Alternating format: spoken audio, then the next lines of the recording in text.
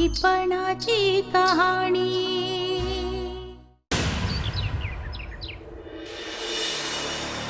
दादासाहेब, अजूनही तुमच्या मनात माझ्याविषयी काही डॉट असेल तर तुमची काय बी चूक नाही। माझ्यावर विश्वास ठेवा असं मीच म्हणतोय, पण मीच माझ्या शब्दांची किंमत ठेवलेली नाही याची जाणीव आहे मला। तुम्हाला बरं वाटावं म्हणून तुमच्या नातीला मी बोलावून घेतोय। काय बोलतोयस तू हे जयसिंग? तिच्या बोलण्यावर तर विश्वास बसेल ना? तू तेजूला बोलवलंयस? किती वर्ष झाली मी तिला पाहिलंच नाही। असं गोड कोकरू रे ते, कधी एकदा पाहिन असं झालंय। संध्याकाळी येते ती पुण्याहून। दादासाहेब, एक रिक्वेस्ट होती। काय? नाही म्हणजे मला ठाव आहे मी तुम्हाला तुमच्या मनाविरुद्ध वागायला लावतोय, पण माझ्यासाठी प्लीज थोडं खोटं बोलणार का? म्हणजे? नाही म्हणजे कसं आहे दादासाहेब, आता उद्या तेजू येते आणि तेजूला तुम्ही मेहरबानी करून मी तुमच्याशी किती वाईट वागलो, कसा वाईट वागलो हे सांगू नका। नाही, कारण तिला कळलं तर तिच्या बापाविषयी काय मत होईल तुम्ही समजू शकता। एवढी एकच रिक्वेस्ट। बापाचं काळीज आहे रे ते। आपल्या मुलांना आपल्याबद्दल आदर वाटावा असं प्रत्येक बापाला वाटत असतं। तू जरी माझ्याशी किती वाईट वागला असलास तरी तेजूने तुझ्याचं वाईट वागावं असं मला कधीच वाटणार नाही। अरे उलट तिच्यामुळे माझ्या वेदना तुला कळल्या यातच मला समाधान आहे। एक सांगू, तू जर का खरोखर सुधारणार असेल ना तर एक चकार शब्द सुद्धा मी तोंडातून काढणार नाही। थँक्यू दादासाहेब, मी तुमचे कसे आभार मानू मला काय सूचना असं झालं, पण तुमचे लय मोठे उपकार आहेत माझ्यावर। Thank you very much Dadasaheb.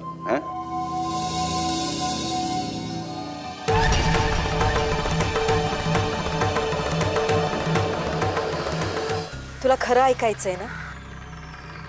मग ऐक, माईच्या डोक्यावर साक्षात आई जगदंबेचा हात आहे। हीच तुमची बुवाबाजी नाही जगासमोर आणली तर नावाची तेजस्विता नाही। तुमचा खोटा मुखवटा पाडून तुमचा खरा चेहरा जगासमोर आणणारच। आई, अगं तू इथे असेल म्हणून थेट इथेच आले। थांब मुली, अगं मी आई सप्तशृंगीचं दर्शन घेऊन आले। जाताना हा प्रसाद तरी घे। अगं हे चांडाळणी काय करते तू? अगं माझ्या पोरीचा जीव बिव घेतेस की काय तू? त्या परसादातनं तिला विष खायला घालतेस? ए बाई, तू माझं ऐक, तुझं माझ्याशी वैर आहे ना?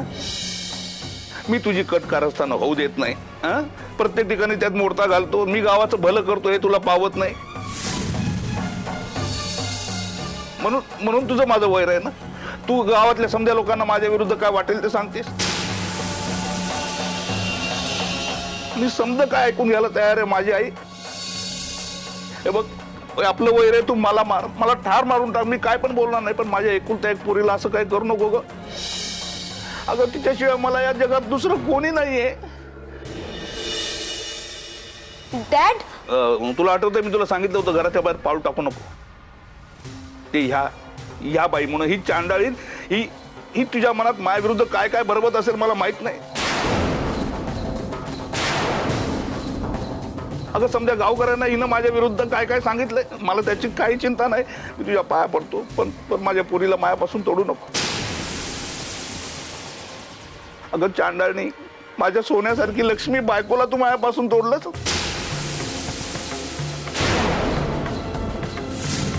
माझ्या वडिलांना मायापासून तोडलं ना, आता माझ्या मुलीला मायापासून तोडायला निघालीस तू। हे बघ, तुला काय मग त्रास द्यायचा तो मला दे, पण माझ्या पोरीला काही करू नको। तुला सांगतो पोरी निर्दोष आहे। चांडाळी, माझ्या पोरीला तर काही बरं वाईट केलं तर मला डॅड,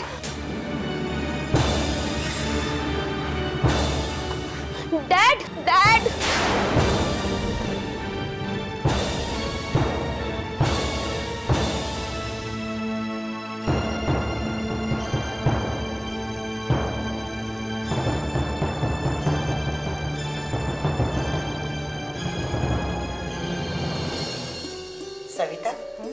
आधी हा प्रसाद घे. तुझ्या प्रत्येक कामात यशस्वी हो. आई तुझी यात्रा कशी झाली? अगदी छान. दर्शनही अगदी आरामात झालं. खूप प्रसन्न वाटलं ग. पण इथे आल्यावर हे असलं नाटक बघायला मिळेल असं वाटलं नव्हतं. आई तू इथून गेलीस आणि ते बरंच काही घडलं. जयसिंग मला धमकी देऊन गेलाय. त्याला असं वाटतंय त्याच्या विरुद्ध ज्या वरपर्यंत तक्रारी जात आहेत ना त्या मी करतीये. वरतून सुमीवर हल्ला झाला, ती जखमी झाली आहे. काय? परिस्थिती अगदीच हाताबाहेर चालली. आपल्याला लवकरच काहीतरी करायला हवं. तू उमेशला भेटून लवकरात लवकर रिपोर्ट दे. आणि आधी मला सांग, सुमी कशी आहे? अगं तिला खूप लागलं नाही ना? कुठे आहे ती आता? आई काळजी करू नकोस, ती ठीक आहे. मी तिच्यावर प्राथमिक उपचार केलेले आहेत. आणि आनंदाची गोष्ट म्हणजे ती पोलिसांच्या ताब्यात आहे, जयसिंगच्या नाही. एकाला झाकावं आणि दुसऱ्याला काढावं. तो गायतोंडे काय असा मी आहे हे मला चांगलंच माहिती आहे. म्हणूनच काळजी वाटते तिची. आई जगदंबे, तूच रक्षण कर ग या सुमीचं.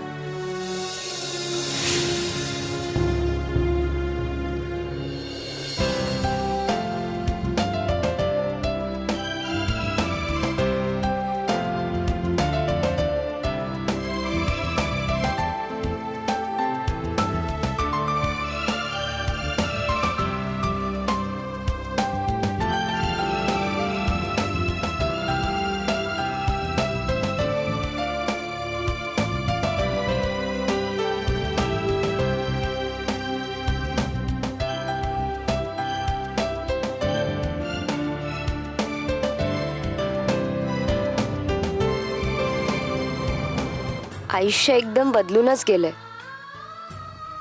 पुण्यातल्या मैत्रिणी, हॉस्टेल, कॉलेज सगळं अचानक अनोळखी वाटायला लागलंय. कालपर्यंत तेच माझं जग होतं. हसणं, मस्करी, सिसडी, अभ्यास, मूव्हीज यांच्या पलीकडचं काही माहितीच नव्हतं मला की त्याच्या बाहेर पण एक जग आहे. आणि आनंदाला पारखी झालेली कितीतरी माणसं आहेत त्या.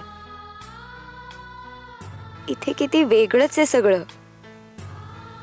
आजच्या काळात हे असं सगळं घडू शकतं याच्यावर मला विश्वासच बसत नाहीये. पण हे आहे, खरं आहे. पण त्यातही खरं खोटं बेमालूमपणे मिसळलं गेलंय. आता कसं वेगळं करायचं? प्रत्येक गोष्टीत किती कॉन्ट्राडिक्शन आहे. बाबा इनोसंट आहेत हे नक्की, पण मग लोकांच्या डोळ्यात त्यांच्याबद्दल तिरस्कार का उमटतो? आणि ती बाई, ती मला खरंच प्रसादातून विष देणार होती? असं असेल तर मग त्या सुमीवर पण तिनेच हल्ला केला असणार. आणि तो इन्स्पेक्टर गायतोंडे, त्याचा तर रागच आला होता मला. पण तो तर बाबांचा मित्र आहे. कोणते चेहरे खरे आणि कोणते मुखवटे खोटे शोधून काढीनच मी.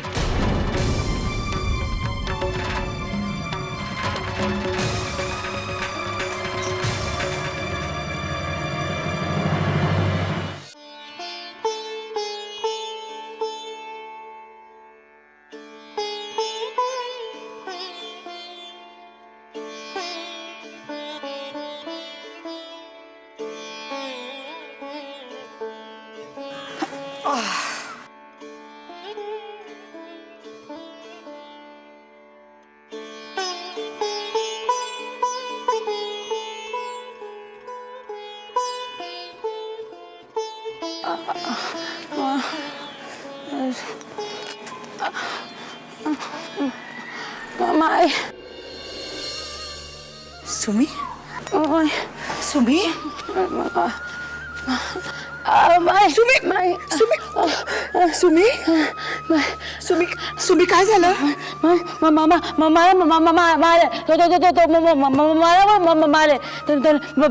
बायकोला मारली बायकोला मारली मला मी बघित सुमी मी नाही सांगणार खूप ताप भरलाय तुला.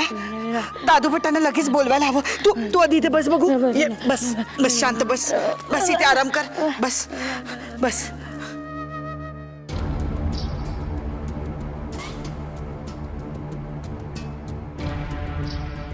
हा गाय तोंड आहे पण बैल तोंड आहे. बैल तोंड आहे.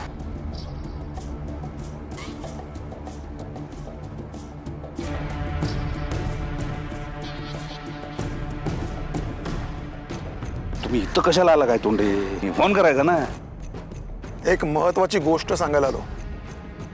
काय? आमचे सिनियर आले होते, पाटील साहेब. त्यांना ते सुमी प्रकरण कळलंय. बरं मग? मग मग काय, त्यांच्या आदेशावरून मला सुमीला सोडून द्यावं लागलं. काय?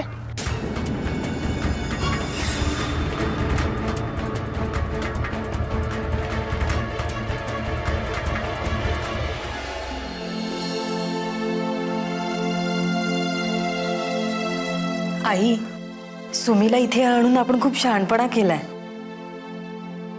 दादू भट, खरं तर तुमच्यामुळेच त्या निष्पाप जीवाला संजीवनी तरी मिळाली. पण मी कितीचा पुरा पडणार? माझं ज्ञान मर्यादित आहे. मी काही पेशाने वैद्य नव्हे. आपदधर्म म्हणून मी आपली औषधं देतो. पण खरं सांगू का, या गावामध्ये एखादा चांगला दवाखाना, पूर्ण वेळ डॉक्टर असायला हवा. अगदी बरोबर. माणसांचे असे उठसूट बळी जायला लागले तर आपण स्वस्थ बसून चालणार नाही. प्रत्येक वेळेस कोणीतरी आजारी पडणार, मग एक तर घाबरून कालिंदीकडे तरी जाणार, नाहीतर उपचाराअभावी मरणार तरी. हे सगळं कुठेतरी थांबायलाच हवं. आणि आता सुमीवरच्या हल्ल्यामुळे तर पुन्हा एकदा भीती आणि दहशतीचं वातावरण निर्माण झालंय.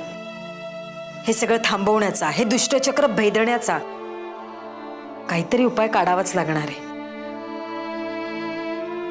यावर उपाय आहे, आणि तो म्हणजे कालिंदीला भेटणं. काय? हो. सुमीवरच्या हल्ल्यामागे जयसिंगचा हात आहे. इतके दिवस कालिंदी स्वस्थ का बसली माहित नाही. नाहीतर माझ्यावर मात करण्याच्या नादात ती निष्पाप जीवांचा बळी घेत राहणार आणि गावाचा विनाश आणखी वाढणार. त्यापेक्षा तिच्याशी थेट सामोपचाराने बोलून बघायला काय हरकत आहे? निदान तिला काय हवंय काय ते तरी कळेल. चर्चा करण्यासाठी दोन माणसं समान पातळीवर असावी लागतात. तुमच्या आणि कालिंदीच्या पातळीमध्ये जमीन आसमानाचं अंतर आहे. काही अर्थ नाही तिच्याशी बोलण्यात. आणि तिच्याशी चर्चा करायची म्हणजे विषयाची परीक्षा घेण्यासारखं आहे. पण ते विष संपूर्ण गावात भिनण्याआधी मलाच शोषून फेकावं लागेल. थोडाही विलंब न करता. म्हणजे? आत्ताच्या आत्ता मी कालिंदीला भेटायला निघणार आहे. दुसरा पर्यायच नाही. लवकर सोक्षमोक्ष लागला नाही तर आपली सगळी शक्ती संपेपर्यंत ती आपल्याला झुंजवत ठेवेल. ठीक आहे, तुमचा एवढा निग्रहच असेल तर मी येतो तुमच्या बरोबर. आणि मी तुला एकटीला जाऊ देणार नाही.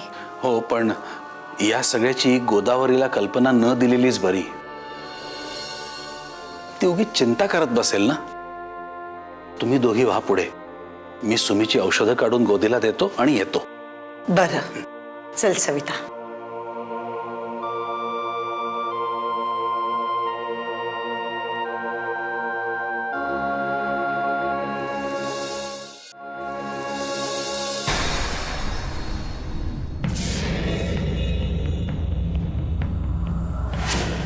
ताई सांभाळून. हो. ते कालिंदी दिसत नाहीये कुठे. मी बघते इथे.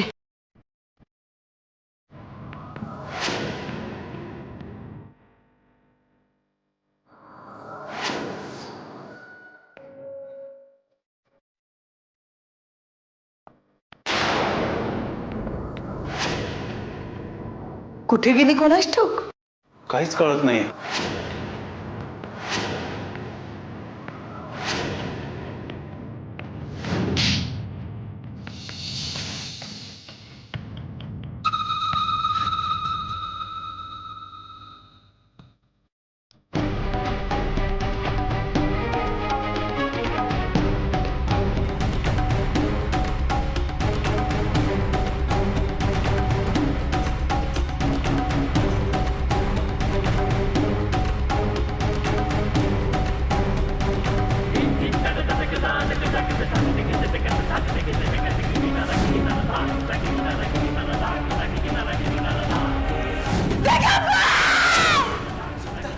सविता, काय झालं सविता?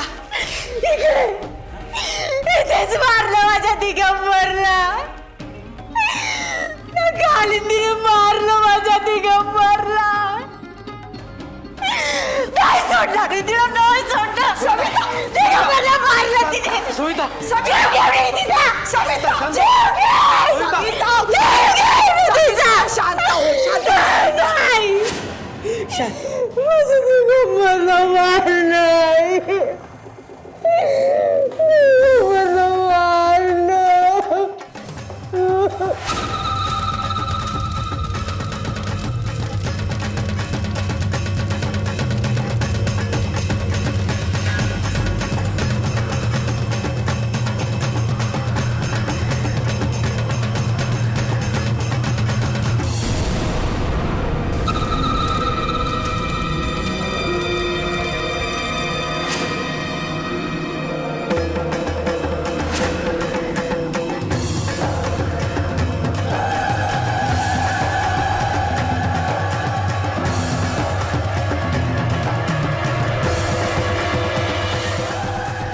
दादूभट, काय प्रकार आहे हा?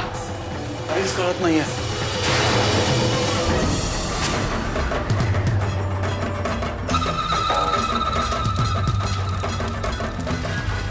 काय चाललंय काय? हा नक्कीच कालिंदीचा जादूटोणा आहे.